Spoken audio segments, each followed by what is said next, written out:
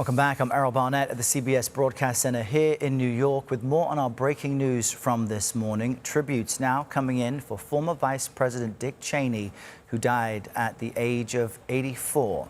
Cheney served under President George W. Bush for 2 terms as vice president, and he's commonly regarded as one of the most influential vice presidents in modern American history. Nancy Cordes joins us from the White House with perhaps some reaction from there. Nancy, we've been discussing the division between the Cheney himself, the Cheney family, and Donald Trump himself, and noted how far apart they have been. What reaction are we seeing from Washington right now? No reaction from the White House just yet, Errol. The flags have not been lowered to half staff. We anticipate we'll get some kind of statement as the morning goes on. But President Trump has a tendency to be reluctant to honor people in death who criticized him in life. And so we'll see how he handles this passing of someone who described him as one of the greatest threats to the republic, accused him of trying to steal an election, and described him as a coward.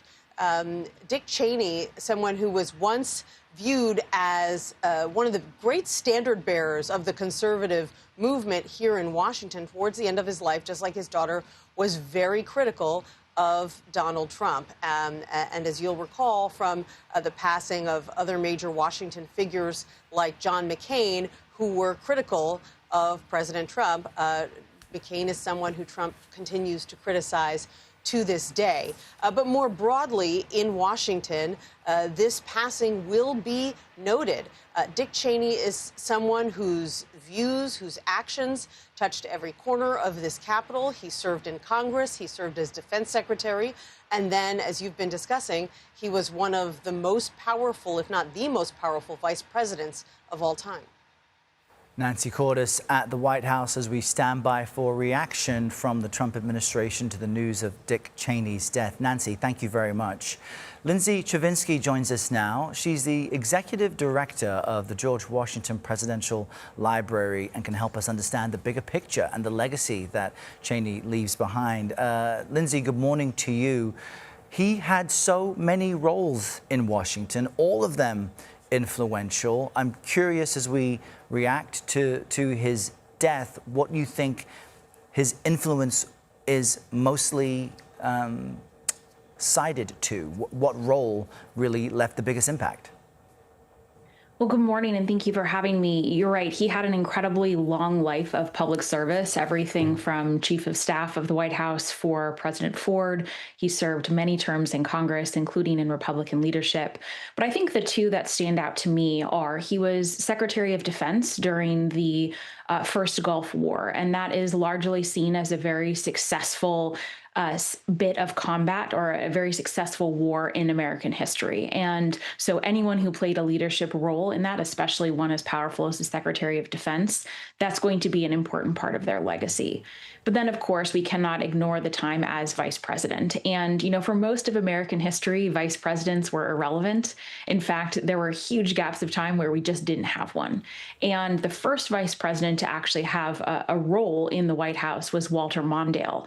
But when we think of a powerful vice president, when we think of a partner in governing, Dick Cheney is the one that comes to mind. Especially as we look at the early 2000s and the post 9/11 world we all lived in. I remember as they were pushing for the passage of the Patriot Act, as they were making the argument for the wars in Afghanistan and Iraq, Cheney was one of the strongest, most powerful advocates. And ultimately, the Patriot Act expanded the power of the executive branch in some ways, and you know better than I do, but over time, expansions of executive power don't typically reverse themselves. So even as vice president, Cheney made the presidency more powerful. Speak to us more about the influence he had on the size and scope and power of what any future president can do. Well, you're right. The presidency has expanded enormously in, I would say, the last 70 years. But even in the last couple of decades, we've seen that pattern increase. And that's largely because, as you said, when Congress passes authorization of increased authority, they don't always claw it back.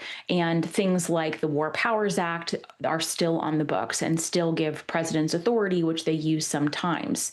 Dick Cheney's role in this was important because he was an advocate for strong executive power. He was an advocate for strong executive action, especially when it came to foreign policy and military policy.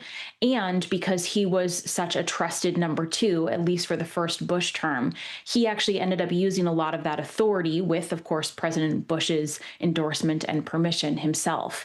The most famous example occurred on September 11th when President Bush, of course, was in the air, and Dick Cheney was the one actually on the ground. And at one point, he did tell this story quite humorously. Secret Service actually had to pick him up and remove him because he did not want to leave the scene. Lindsay Chervinsky with some really unique insight into the life and legacy of the late Dick Cheney. Lindsay, thank you for joining us this morning.